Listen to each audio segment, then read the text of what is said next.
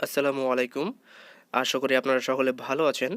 আমাদের এই চ্যানেলে আপনাদের আবারও সকলকে স্বাগতম। আজকে আমি একটি রাইস কুকার নিয়ে এসেছি আবারও।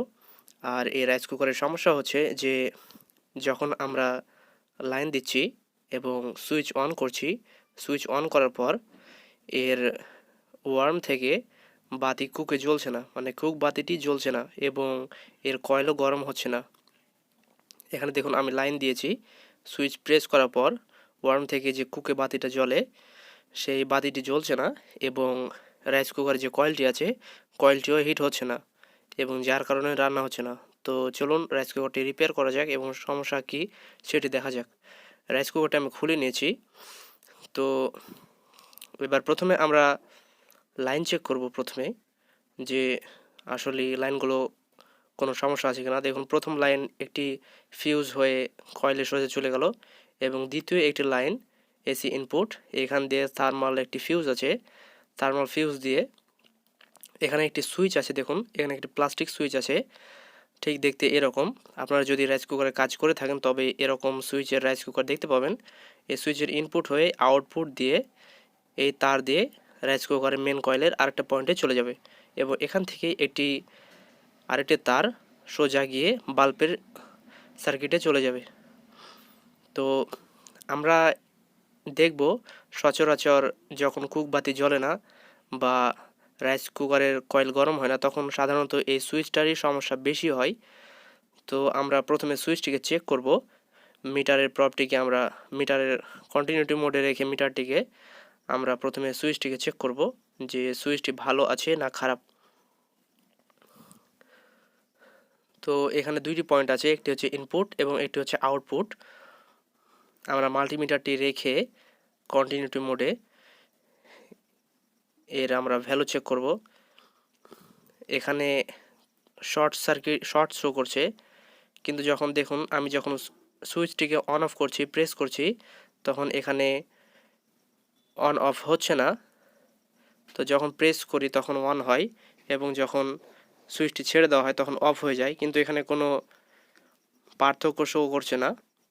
এখানে সবসময় শর্ট শো করছে এবং যখন রাইস কুকারের কয়েলের একটা লোড থাকে, লোড দেওয়ার সময় এই সুইচটি যতটুকু কারেন্ট প্রয়োজন রাইস কুকারের কয়েল হিট হওয়ার জন্য ততটুকু কারেন্ট সাপ্লাই করতে পারছে না। তো আমরা এই সুইচটিকে চেঞ্জ করব, এই সুইচের প্রবলেম পেয়েছি।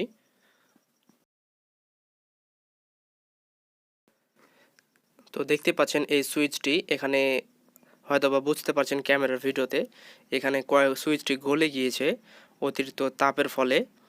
কারণ এখানে ভিতরে সম্ভবত লুজ কানেকশনের ফলে এখানে অতিরিক্ত তাপ সৃষ্টি হয়েছিল, যার কারণে সুইচটি গলে গিয়েছে এবং সেই কারণে কয়েল হিট হতে পারছে না এবং আউটপুটে কোনো কারেন্ট যাচ্ছে না, যার কারণে কুক বাতিটিও জ্বলছে না। তো এর জায়গায় আমরা নতুন একটি সুইচ লাগিয়ে দেব। এই সুইচ প্রায় 5 থেকে 10 অ্যাম্পিয়ার কারেন্ট ফ্লো করতে পারে, যেটা রাইস কুকারের জন্য যথেষ্ট। তো ওপরে যে পয়েন্টটি দেখছেন সেটি হচ্ছে কমন এবং এখানে একটি সুইচ রয়েছে। তো আমরা এটিকে আগে চেক করব সুইচটি ভালো আছে কিনা। তো মিটারটি আবার কন্টিনিউটি মোডে রেখে সুইচটির কমন পয়েন্টে একটি প্রব ধরব এবং বাকি দুইটা পয়েন্টে প্রব ধরব যে ঠিক আছে কিনা এবং ঠিকভাবে কাজ করছে কিনা। দেখুন এটা হচ্ছে সুইচ।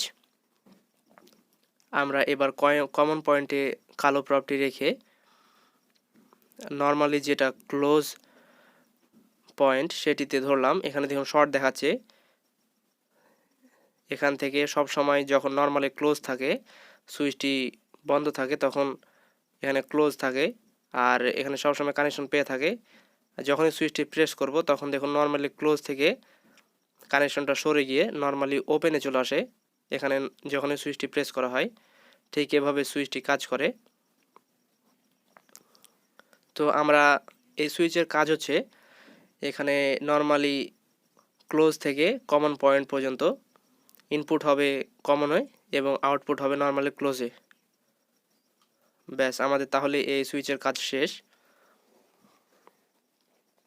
আমরা সেইভাবেই লাগিয়ে দেব, একটি যাবে কমন পয়েন্টে এবং একটি যাবে নর্মালি ক্লোজ পয়েন্টে, মানে যেটি সুইচের নিচে একটি পয়েন্ট রয়েছে সেই পয়েন্টে যাবে।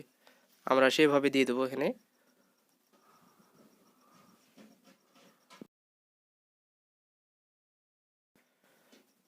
আমাদের সুইচ ফিটিং করা কমপ্লিট।